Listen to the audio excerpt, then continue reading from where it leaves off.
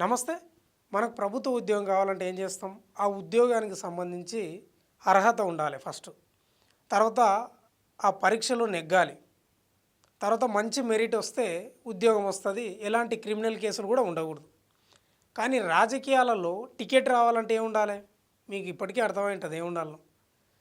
కేసులుండాలి. ఎన్ని కేసులుంటే అంత గొప్ప లీడర్ అని అర్థం. అంటే ఈ పార్టీలు కూడా దేశంలో చాలా పార్టీలు ఈ క్రిమినల్ మైండ్ ఉన్నోళ్ళకు, క్రిమినల్ కేసులు ఉన్నోళ్ళకు, దారి దోపిడీలు, దొంగతనాలు, బెదిరింపులు, గ్యాంగ్స్టర్లకు, సెటిల్మెంట్ చేసేటోళ్ళకు వీళ్ళకు మాత్రమే టికెట్లు ఇచ్చి గెలిపించుకుంటున్నారు. రౌడీ షీటర్లకు ఇట్లా చెప్పుకుంటూ పోతే చాలా ఉన్నాయి. ప్రభుత్వ ఉద్యోగానికి ఏమో అర్హతలు కావాలి. ఈ రాజకీయంలో ఎమ్మెల్యేలుగా ఎంపీలుగా గెలవాలంటేనేమో ఈ అర్హతలు కావాలి.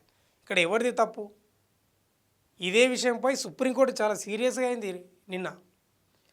ఈ దేశవ్యాప్తంగా ఉంది అన్ని పార్టీల్లో ఈ సమస్య. పార్టీ అధినేతలే స్వయంగా ప్రోత్సహిస్తున్నారు ఇలాంటి వాళ్ళను.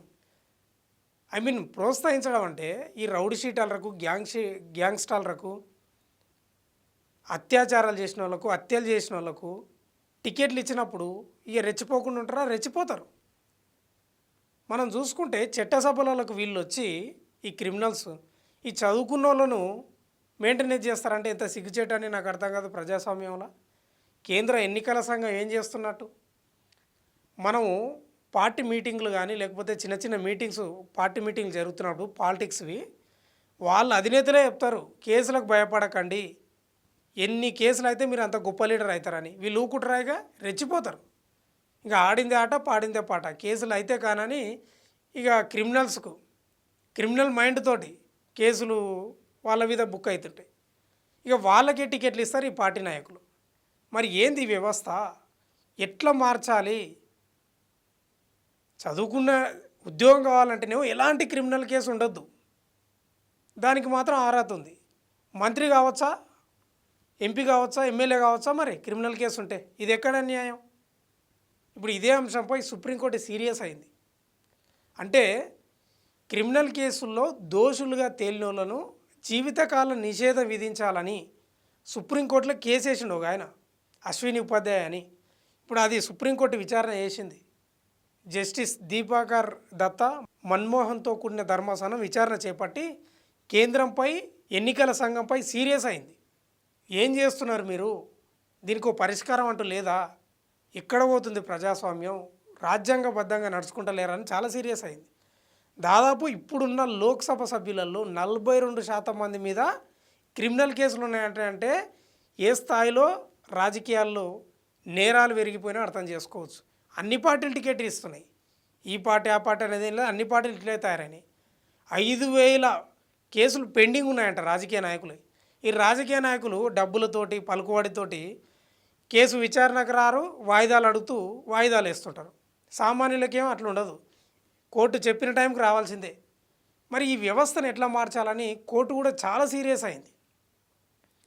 రాజకీయ నాయకులే మార్చాలి. ఇది పార్టీ అధినేతలే మంచి వ్యక్తులకు టికెట్లు ఇచ్చినప్పుడే ప్రజాస్వామ్యం బతికి బయటపడుతుంది.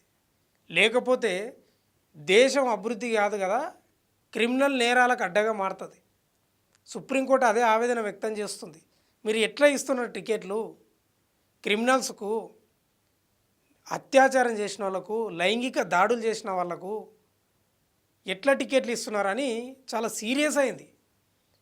మనకు నిజమే అనిపిస్తుంది. ఎంత బుద్ధి లేని వ్యక్తులు అంటే రాజకీయ పార్టీ నేతలు కూడా మంచిగా సేవ చేసి ఒక చదువుకున్నోనికి టికెట్లు ఇయ్యరు.